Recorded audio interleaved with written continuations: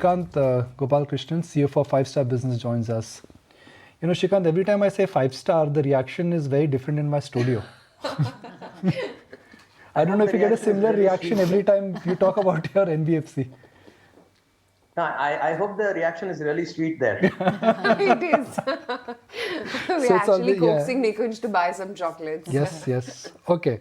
But now to the 5-Star NBFC. What we understand in a block deal, a large P investor has exited. Are we talking about Sequoia here? No, Nikunj. I think, some of the, we are also not privy to the entire deal as such. But from what we are hearing from the bankers and what is out there in the media, and obviously, there's some level of, coordinated effort that has actually gone in from the investors' side. None of them have exited, number one. There are three people who seems to have sold. We are also waiting for the exact details. Matrix has sold. Norwest and TPG has sold. In fact, Nikunj, very counterintuitively, Sequoia has not sold anything, is our understanding. That is good and that is bad. Sequoia has not sold, fantastic. But Sequoia will sold could be bad news. The only point is, in the last 2-3 months or so, they had done some small trades. Primarily of entities which are not controlled from the Asia side or India side. So today the entity and like I updated you a few days back when we had a chat, the entity that holds the largest stake now is also one of the promoters to the issue. So from that perspective, we don't really see this to be an issue whether they have sold or not sold. Again, like I updated you, blocks are going to come over the next few months, next quarter. But what is extremely, good for us also to know is that it has been a very good coordinated effort. It's not been a small block, or it's not been, one investor going out into the market and taking care of his own interest. It's if I remember, I think it's about 1250 to 1800 crores. Finally, what is the number that has happened? We'll have to wait and see. But yeah, it's a large block deal. And given that, it's been completely subscribed, that is also a very good indicator that, good investors have actually come into the company. Hopefully, we'll have more information, over the day. Now, from a market standpoint, look, one buyer selling to another buyer does not matter. But from a market standpoint, since you're an NBFC, it matters because NBFCs historically have used equity market to raise and to tap into capital. And you've also done that in the past when you wanted to grow, you raised into equity capital. So from your standpoint, this kind of a block deal, in your plan to grow and plan to tap market capital or equity capital from the market, could that get challenged? Could that get delayed? So Nikunj, again, like I updated last time, I don't think we will ever be in the market if I have to be extremely, conservative, definitely not in the medium term, not in the next 4 to 5 years, given the strength of the capital that we have. So number one, it is not that, whether this deal is going to create an issue in the market or not, we are not going to be there in the equity market, at least for the next, like I said, 4 to 5 years, given the strong capital adequacy. The other good point, one of the things when we had discussions, as part of some non-deal roadshows and all that, one of the things that people were really, or rather two things that people were really thinking about 5-Star is that one is obviously a overhang because of, about 55 to 58% private equity holding. The good part is, yes, with this block deal, that's dropped by about 4 to 4.5%, hopefully, depending on what is the size of the deal that has eventually happened. The second thing is, with private equity going in and new investors coming in, and, we will have another 20 quarters for us to show before we hit the market in the most conservative scenario. We are very confident that, our performance will speak for itself and the investors will get a ringside view of, the performance of the company rather than sitting outside the ring. So we believe that, yes, overhang is sort of getting addressed. It's a good coordinated effort, which means, there is not going to be any price sensitivity either for the people who came in as part of the IPO or the public investors who will come in now. And we are hopeful that, new investors, good investors have actually come into the company and will have a good view of the company as they stay with the company for the next about 4-5 years, when the company will embark on a capital expansion.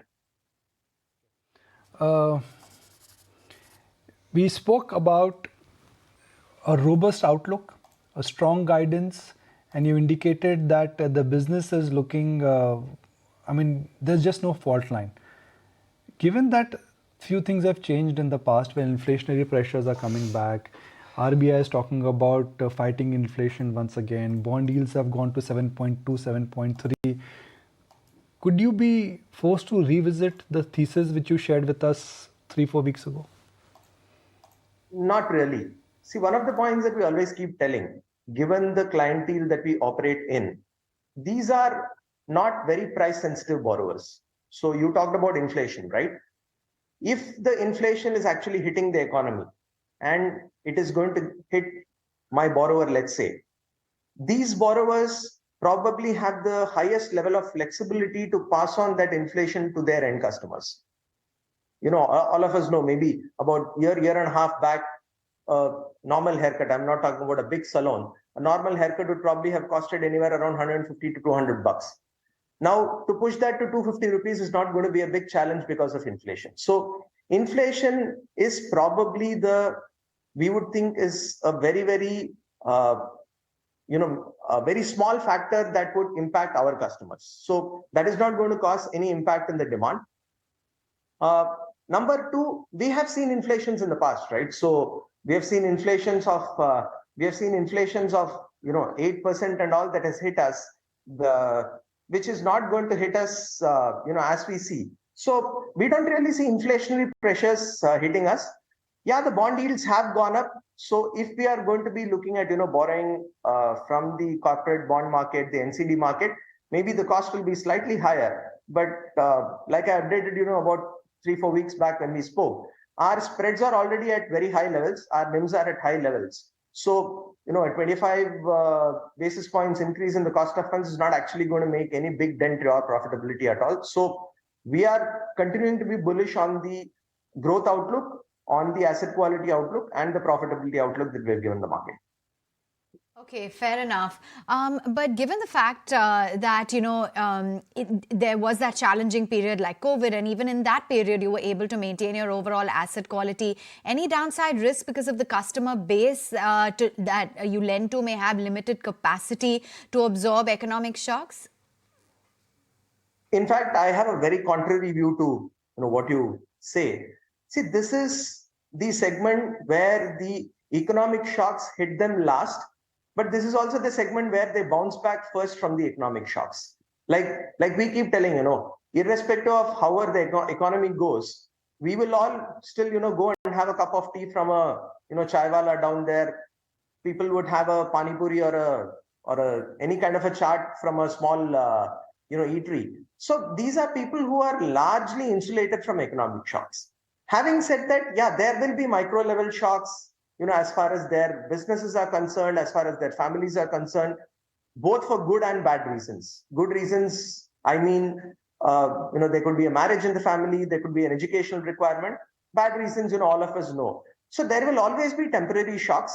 But given the product that we are operating, which is secured by one of the most emotional assets that these people have created, and probably that asset represents their entire life savings, there could be temporary shocks, but the event of these people getting into defaults is extremely low, which is also one of the reasons why we have always been successful in maintaining our 90 plus number at around 1.5%, even during COVID-2, which was probably the worst effect that our borrowers would have seen, both in terms of erosion in their wealth as well as impact on their health.